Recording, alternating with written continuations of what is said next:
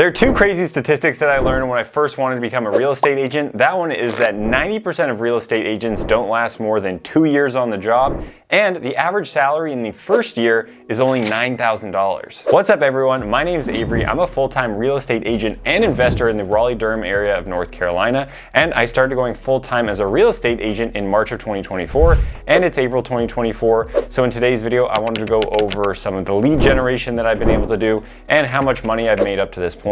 The first thing that I want to say is that it is not that difficult to become a realtor, although I did learn while I was taking my North Carolina state exam that this is the most difficult state in order to actually get your license, and some of the questions and the process is actually pretty difficult. So it's not something that you can just easily do, but it's not very difficult and the barrier of entry is pretty low. So just because you can get that real estate license does not mean that you're going to make millions of dollars just by opening doors. You actually have to do work pretty hard in order to prospect and show that you're valuable so people will utilize your services. I'm just gonna go into some of the numbers of what I've been able to do since I got my license in September of 2023 and what that looks like today and just the full year of 2024 up until today is April 18th. Not sure when this video will actually go out. And then some of the lead generation strategies and potentially some of the things that you could do and what I'm hoping to work on this year in order to increase my income. So far, my gross commission income from when I started in September of 2023 is $67,000, and the very first property that I ever sold was one of my own, so you can count that or not. But since the beginning of 2024, I've done $57,000 in gross commission income. At least a week from now, I have another closing, and that's what the amount will be. So that's pretty decent since I started in 2024, considering most people make only $9,000 in their first year as a real estate agent. And my take home from that is about $40,000. So you can see I've already made my broker pretty decent amount of money, and that's because my split is originally 70-30. I did negotiate with them a cap, so any income earned over the $40,000 of GCI, I then get 80-20. And then over $80,000, I get 90-10. So I feel pretty confident I will get to that 90-10 fairly quickly. And my broker is a little bit different. It's a small boutique brokerage that everyone that works there is an investor. So that's pretty cool because I also invest myself, but they pay for a lot of things. So any of my MLS dues and any education, pretty much anytime I ask for something to get paid for, it does get paid for. So that's extremely helpful, which made me feel really good, especially when I started part-time. So I didn't have to put really any money out of my pocket, knowing that I could make them at least the $30,000 that they're hoping so that you could actually have them pay for your stuff. All of that money in gross commission income that I've earned has been through 9 transactions so far, and obviously I hope to do a lot more, but I'm just gonna go through this video the type of lead generation that I've been doing, how I've been getting buyer and seller clients, and how I hope to really improve on those skills and eventually get more. So the first thing would be through my sphere, and sphere or sphere of influence is something that's very commonly used term among realtors, but before I became a real estate agent, I had no idea what that meant, and that really is just literally people who you know in your circle or your sphere. So it could be your friends, family, other people that you might know through playing pickup soccer, for example, which is like I do, or if you're going golfing on the weekends, just generally people that you would run into. They could either be friends, acquaintances, or people you just might talk to once in a while. And if you're from an area and you grew up in an area, something that a lot of people will do is just have a big Facebook friendship group, and they'll just reach out to a lot of those friends on Facebook that they grew up with, went to high school with, and just reach out to them, see how they're doing, and then pop in there that they let them know that they're a realtor. Your sphere of influence will definitely always be the easiest and best place to get business because these people already know you, they know who you are as a person, so they already have an opinion of you. Either they're gonna like you and be willing to work with you, or they won't like you, so they just won't waste their time. So it's a lot easier that way, and typically these people might refer you to other people. So if you're just starting letting people know in your sphere that you are a realtor, that is also going to be extremely helpful.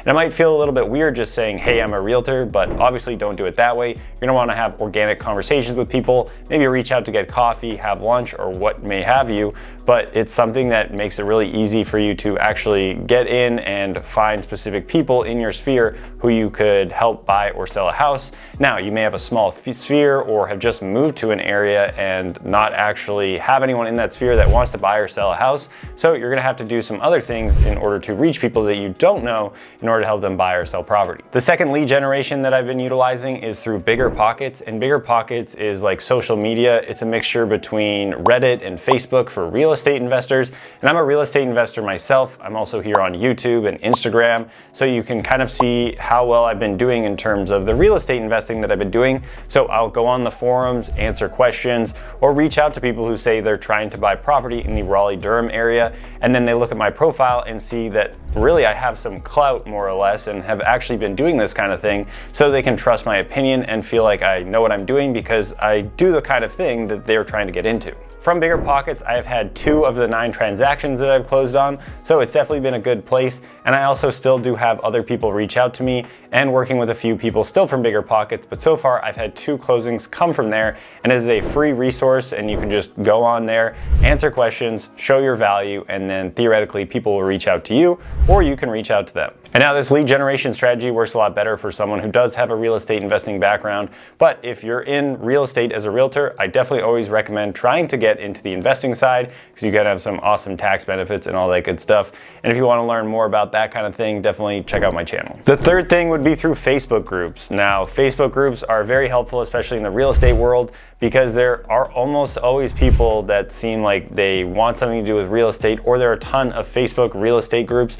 Like I said in the first, you could have your sphere of people you went to school with or from the area that you could reach out to. But if you're new to an area, kind of similar to me, I didn't grow up here, I've lived here for a few years, there's just cool Facebook groups, potentially people who are looking to buy a house, downtown communities that might be part of where you live, like Durham Downtown Community has a Facebook page. There's a bunch of other ones in the area. So you could either go to some events based on these pages that come out there, or you could offer your services, or maybe someone is asking for a plumber and you give a recommendation, or you just generally utilize the group, and then once in a while you can slip in that you're a realtor or you have an open house. Then people will know you're a realtor and potentially will reach out to you. So I've actually had 2 deals come from Facebook groups. One was a referral where I just had someone reach out into a group that I'm part of and say, I'm looking for a realtor in this specific market. Someone that I work with works in that market, so I just referred them. They ended up closing. Another was someone who was doing a for sale by owner, and they actually were able to put it out there on the Facebook group, and then I reached out to them and eventually got that listing. The fourth thing would be cold calling, and I actually spend 2 to 3 hours every single morning doing cold calling, starting right around 8 or 8:30 up until about 11 o'clock.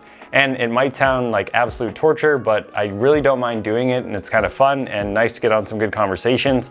I had one today where I really thought I was going to close on a listing. It was a for sale by owner, and she ended up just going with a different agent because she said they were younger and newer and just kind of wanted to give them a shot. Kind of hurt, but that's just the way it goes. It's really a numbers game. So I have a few other leads out there, people who have expressed some interest in having me list their property, but it's something you have to continually follow up on. Typically, you don't just call someone right away who maybe had an expired listing and they just say, you know what, go ahead, take my listing, I love you. There's going to be a certain amount of work that you have to do after that initial contact to have them actually sign the listing agreement so you can sell their property. And cold calling is definitely something that I'm going to try to do a lot more of. I pretty much will just be calling for sale by owners and expireds, and eventually I'll start doing some more what is called circle prospecting. Essentially, you can just pick a region or an area where you want to buy and sell houses, and then just call every single one of those houses and see where they are at in their buying and selling journey of real estate. The fifth thing would be social media, and it seems like I have a pretty cool social media presence across TikTok, Instagram, and YouTube. I have over 350,000 followers and subscribers. A lot of those TikTok followers don't really matter, and I honestly really dislike making short form content. I should probably try harder to make some more because I did make a good amount of money on TikTok in 2022, but I just have a hard time wanting to stare at my phone all the time, and it really doesn't feel like you give a lot of value on those small platforms, at least from the way that I feel like that I do it.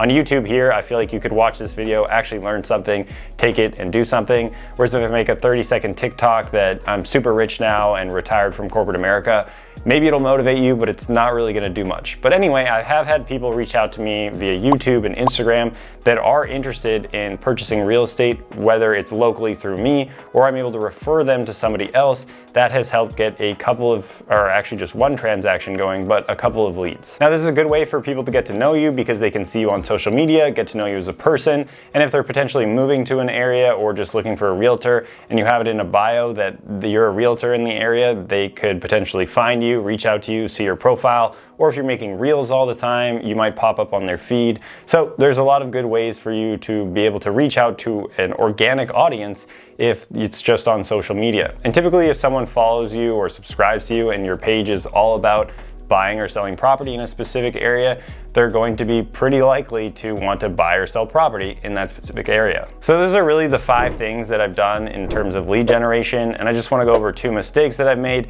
and some things that I'm hoping to get better at.